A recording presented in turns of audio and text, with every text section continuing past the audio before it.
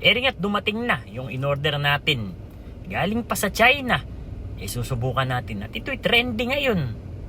Na-curious lang ako at ikukumpara natin sa ating balut. Dalawang flavor. Yung isa, yung kulay green ay 5 spice. At yung namang kulay pula, spicy. Unahin natin yung 5 spice. Siyempre, babasagin natin yan. At ang importante, yung matikman natin, yung sabaw. Kung talagang pumasok yung flavor na 5 spice seasoning. Nalasahan ko naman ng kaunti. Pero siyempre, hindi mo naman talaga malalasahan ng buong buo.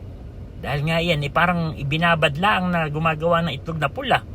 Maliit yung kanyang size kumpara sa balot natin. Ay palagay ko gamit nila itlog ng manok ladin. Sa atin ginagawa natin itlog ng itik, hindi ba? Sunod naman natin itong spicy. Tingnan natin kung talagang spicy talaga. At binasag na nga natin. Tinikman natin sabaw. Meron siyang kaunting anghang pero nado sa dulo. Tingnan muna natin kung maganda ibigayan. Erit, kinuha ko na nga yung bato.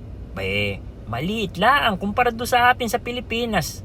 Pangit ibigayan. Etong bato nila parang pang superhero lang.